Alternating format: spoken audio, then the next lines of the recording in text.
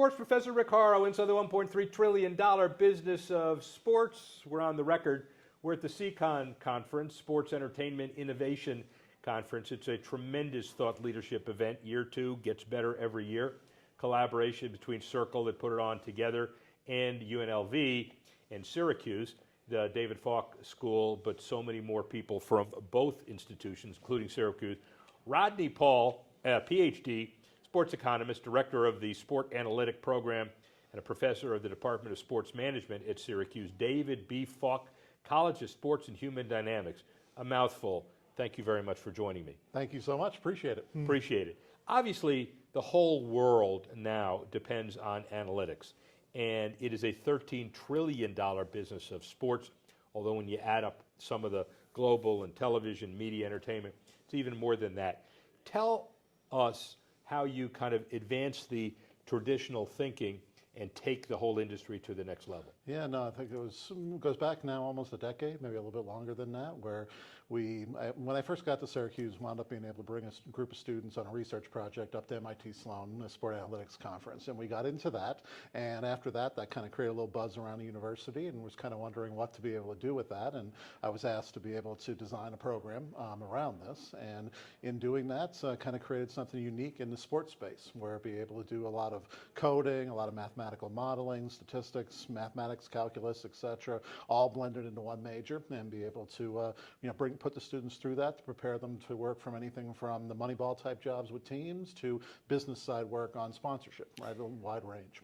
How ironic is that today? Because when I graduated law school in the late 70s, back in the leather helmet days, first of all, the only way you'd find someone to represent you or call you an agent is find some athlete that called you an agent. And now, 415 schools later, we have sports, business, marketing, administration, law, and everything in between. But it all has some things in common, which are substantive, defensible analytics. What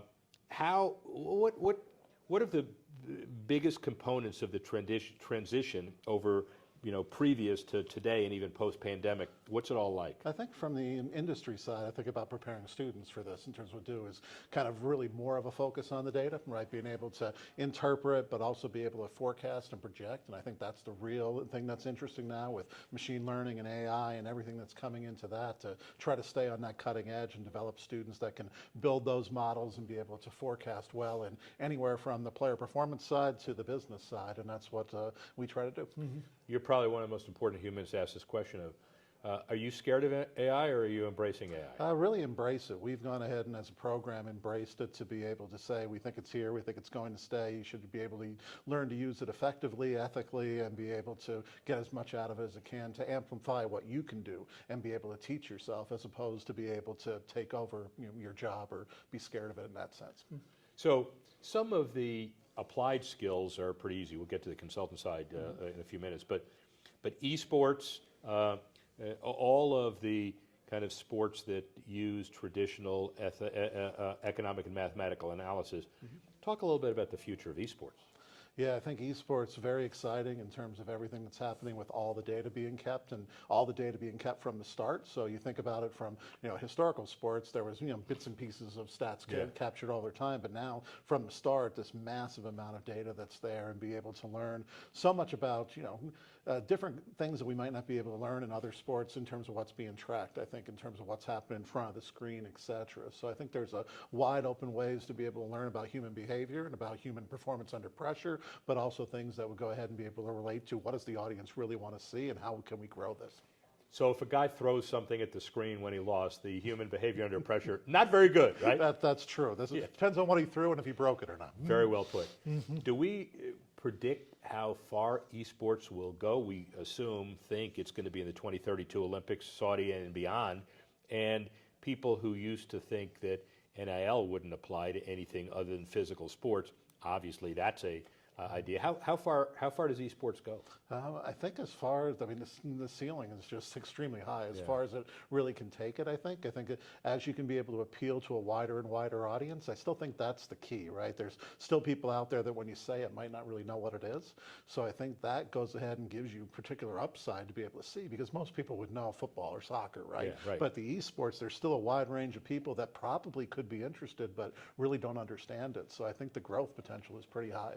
So from a mainstream sports perspective, do we think that most teams, leagues, colleges fully understand what you bring to the table, or is there still too much old school, I don't want to deal with it? There's a little bit of the Moneyball story still in Yeah. there in terms of the resistance to that, but we've been very blessed that the university has really embraced it, from the individual teams, whether it was a soccer, a men's team that embraced us first and brought the students on the field to be able to do analysis in-game, outside of the game, training, etc. And that quickly expanded to 16 other sports that we do at the university level. Plus we have partnerships with places. We're working with the UFL now, we just did with that, and we work with a Japanese basketball team and a Swedish hockey team. So it's a matter of a lot of different places that can see what we can do and be able to utilize our students for research. The reason why Syracuse adopts all these programs is because John Wildhack is a visionary beast. But beyond all of that, how far do you go? Let's put on your consultant hat for a minute. I see, Buffalo Sabres interest. I also saw major league teams and leagues throughout the year that you've been dealing with.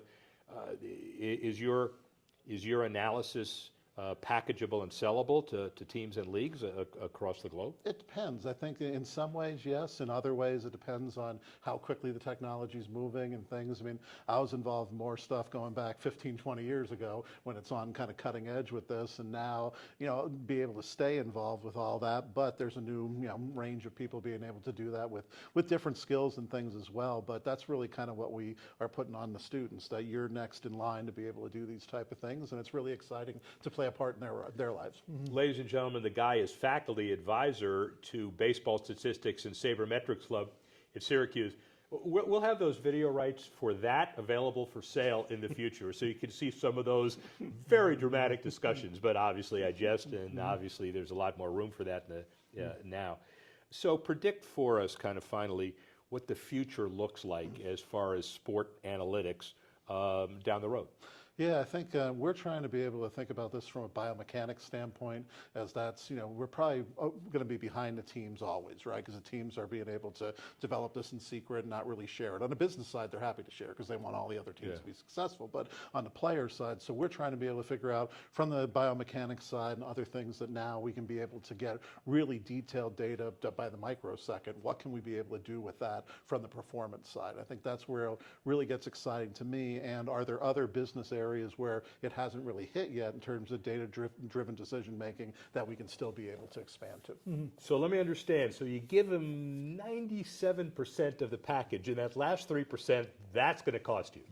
Those are the ones where the competition prevails. Exactly, or just it's a matter of it's a different door, right? That's something that they didn't particularly think about, and that's maybe where you can be able to find that, and that's where the fun part of the conference is too, with all the entrepreneurship on this level to be able to learn from that. Obviously. Rodney Paul, Dr. Rodney Paul, Director of Sport Analytics Program and Professor at the Department of Sport Management, Syracuse University Falk College. Thank you very much. Really appreciate it. Thank you very much. Appreciate it. Sports Professor Rick Horrow, speak with you soon.